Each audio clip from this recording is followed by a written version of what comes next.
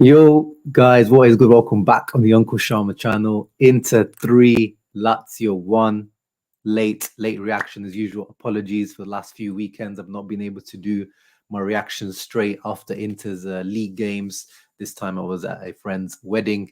I watched the first half and then I wasn't able to watch the second half. So I got to watch when we were losing, and then I went to the wedding, to the reception, to the church. I guess the Lord came through for us, or maybe me not watching it gave us good luck. But yeah, from 1-0 down, 3-1, and yeah, we're here to react to it. So before we get into it, make sure you guys leave a thumbs up, subscribe to the channel if you are new. Most important thing, of course, this result brings us back into the top four. We talked about it. We talked about it when Inter were going through that bad spell of games where, the draw Salernitana, drawing, losing, just awful period of 5-6 games without a win. But it's almost like this Inter team needed it. It almost needed that. It needs that wake-up call, because now the league is almost becoming like a knockout. We know these guys are cup merchants, knockout merchants. So now the league table has made it so that Inter pretty much cannot make any mistakes. So maybe they're taking these games as knockout games, and this is what now we're back to performing back into the top four, above Milan and Roma at the moment in the table. I guess maybe due to goal difference. I don't know how they work it out for now, but we're on the same points as Milan and Roma. Same in terms of same concept as when we talked about with how Juve, I always thought they were ahead of us when they had the -15. Now, even though they're ahead of us, Juve, because of their investigation going on with UEFA, politics involved, I actually think Juve are probably not going to play in Europe next season. But as things stand, as the table reflects, as the football pitch reflects, we are just behind Juve by 3 points, which is great. And we catch up with Lazio as well, right back in the running for top four, which, as you guys know, I'm not much of a believer in. I wasn't a believer in last few weeks, but if they keep playing like this, they're going to turn me into a believer. And it was very much a second half performance. I mean, I think actually this was one of Inter's best performances of the season. I rewatched the full game yesterday. And even though the goals only came in the last 12, 13 minutes, all the 3 goals, the totality of the performance, it was one of the most convincing, one of the most dominating performances against, as the table shows for now, the second best team in the league in Serie A this year. Lazio and the Sarri have become very, especially defensively, the fact that we scored 3 goals against them and created multiple chances against these guys.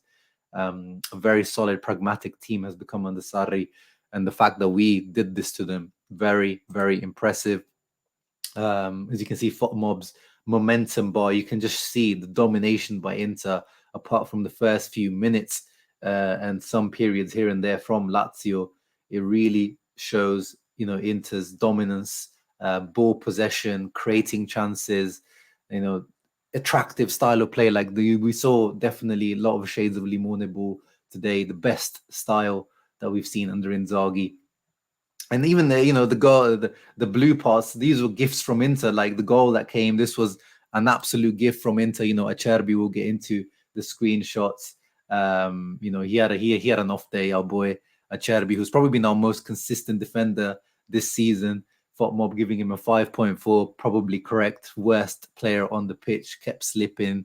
The couple of mistakes he made led to Lazio potentially scoring, or one of them led to Lazio scoring. But overall, yeah, Lukaku with 2 assists, Lautaro coming on with 2 goals, decisive. Robin Gosens coming on, making a massive impact. Really, really happy all around. By the performance from pretty much all the players apart from Acerbi. As we said, all the substitutes made a good impact as well. Dumfries, Hakan, and obviously Lautaro Gosens, as we said. And just reducing Lazio to not much. Milinkovic-Savic, always, this guy always has really good games against us. And without Gagliardini, look at that, Conte, Inzaghi, these guys would think we need Gagliardini to mark Milinkovic because of his physicality, whatever, his height. But no, Henrik Mkhitaryan just did his job, continued the Armenian train. The one guy that always turns up against us, I predicted him to score, Felipe Anderson. He scored against us as usual. This guy always, like Milinkovic-Savic, he always turns up against Inter this time around. Yeah, didn't do too much outside of the goal, but still thorn in our side as usual. Zaccagni was probably the best player. I agree with the FOT mob here. Everyone else, I think, kind of had an off day. Lazio not too impressive, apart from Provedel, who made some good saves. Let's get into the screenshots I've taken. So, as I said, we started off really well. Most of the first 20, 30 minutes, dominating possession, keeping Lazio under the cosh. And about 25 minutes in, Correa goes in behind. Good ball, Brozovic cuts it back. Correa for Mkhitaryan. Great finish into the corner, but unfortunately it was called off for offside, but it showed already the threat that Inter were causing, being able to go behind as well. That's what I liked in this performance. Correa, Lukaku, Lautaro, a lot of in-behind runs, because obviously Lazio do keep a slightly higher line compared to other teams in Serie A. And yeah, this is where Acerbi's awful day started. Just a few minutes after our goal gets cancelled, this is when you start to think usual Inter.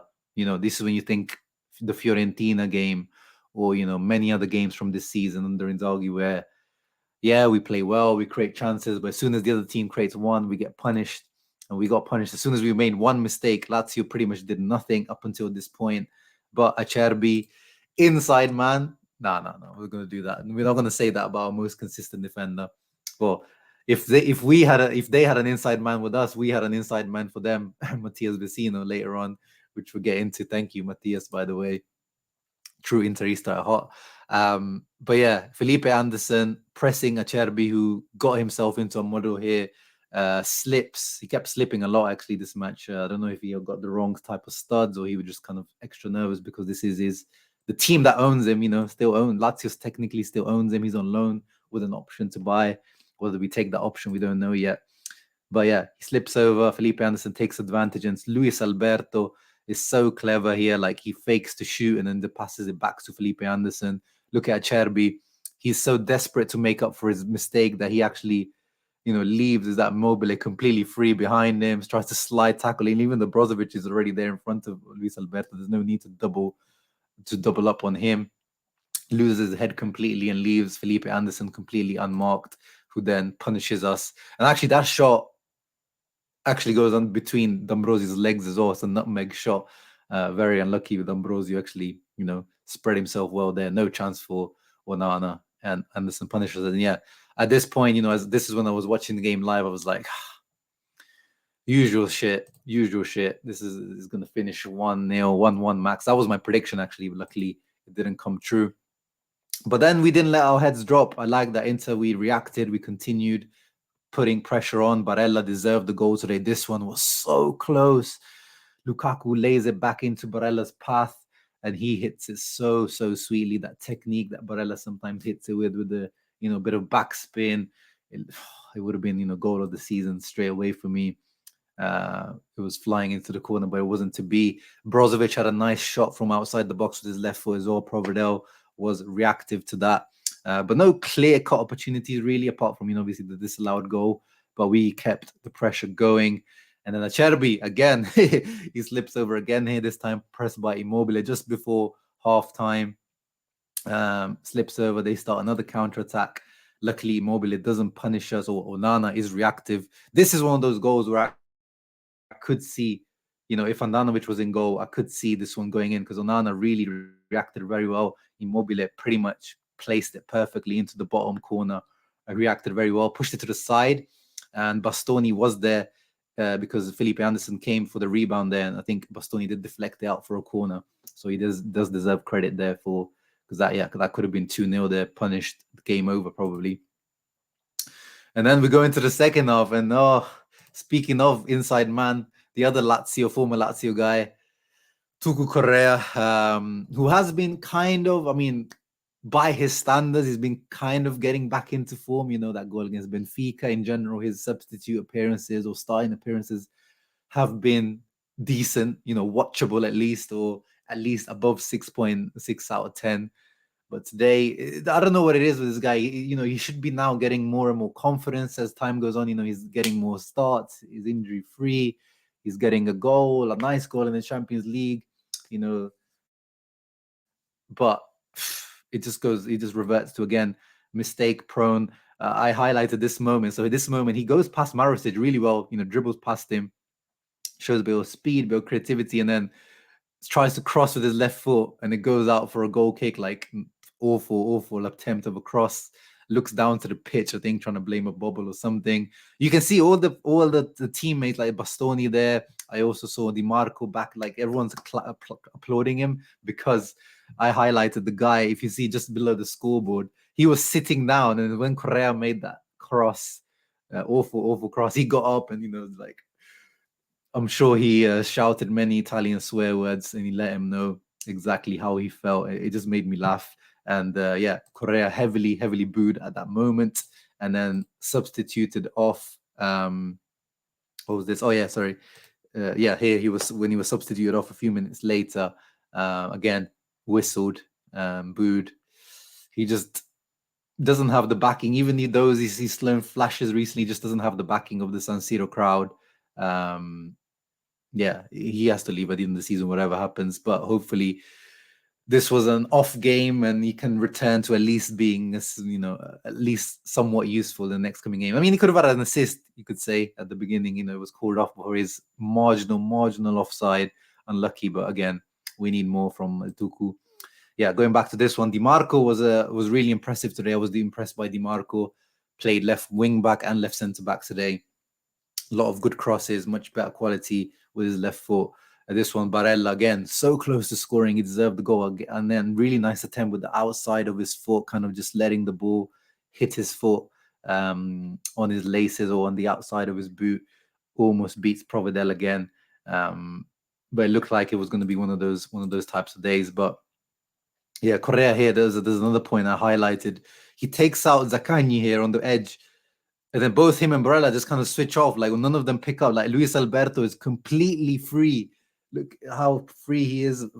Felipe Anderson finds him in the gap. And then luckily, Onana is reactive at the near post when Luis Alberto shoots. But Barella and Correa, they need to be more This is the type of goals that we've been conceding this season. This is the reason why we lost 11 games. There's always some drop of concentration at some point. This time we were lucky that we weren't punished. So it wasn't a flawless performance at all. But again, I repeat, I was impressed. Even though we conceded a goal and we let chances like this, I was impressed by us defensively. Just the total domination from Inter in the style of play. And even going back to the Acerbi point, Inzaghi, Acerbi's played so many games this season, like, again, back to back. Like, at some point it was going to happen. This guy is 34 years of age. Like, he's going to have a drop off at some point.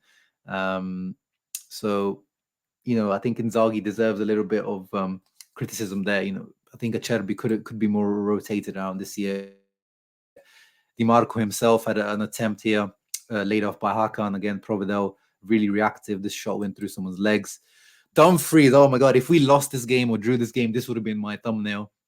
Lukaku, beautiful step over, cross with his right, showing, his creativity and the fact that he is coming back into form at the right time of the season. But Dumfries here needs to score, whether he shows with his left, with his right, with his head, whatever he does, and the ball goes back into the middle. Like, awful. Luckily, it didn't cost us. But Denzel, this was a brick freeze moment that could have been a meme and gone viral. Lautaro here. This is actually, as I said, Denzel had actually good impact as a substitute. This was a left-footed first-time ball by Denzel into the space for Lautaro. Beautiful done. But here, Lautaro shows, he doesn't quite have the pace. Even though he is in behind, he's got the advantage on, I think, Casale there. He still doesn't manage to kind of like run away from him. And he gets caught up, which is a shame. But luckily, he does not miss this one. The Lula is back. The Lula are once again linking up. Good to see. And this goal really reminded me. I don't know if you guys remember. And I'm glad that FPL Zol on Twitter actually made this video. It reminded me of this goal against Crotone. It's very similar link up with Lukaku playing back to goal, playing that ball into space to Lautaro, and Lautaro finishing it. His first touch this time around wasn't as good. Lautaro he took a little bit too far, but then, he slid in ahead of the defenders and scored. Good to see the Lula linking up again. And then Lukaku, in form of, you know, he was feeling like he's Guti today. Lukaku, lovely, I think very underrated, lovely little cross into Gosens. That this is Robin Gosens. I mean, if there was a picture or a goal to describe Robin Gosens, this is it. This is Gosens's drink, food, breakfast. Like, this is what he does. The perfect way to describe Gosens. This is this picture. Just power, you know, athleticism, the ability to get that height with his jump. Unfortunately, that jump cost him, kind of almost sacrificed himself to get this goal, because in the end, that jump so high and his landing caused him to get injured. But yeah, this is what Gosens is all about: finishing the move at the far post, the movement of a striker, the finishing of a striker in between Provedel's legs. Very happy for Gosens, but very unlucky that he got injured in this moment. And here is the other inside man, as we were saying, Matias Vecino, gifting us a goal. His pass. This was actually the pressing by Inter. You can see in the screenshot here, but it doesn't tell the full picture. You can see Acerbi, how high he is. Look at Di Marco is. Lukaku and Lautaro also on their man. The pressing. This is the 89th minute. The pressing from Inter was absolutely top notch today. And Vecino had no choice here. He had to go back to the keeper, but he rushed it, underhit it, and Lautaro, awake, takes advantage.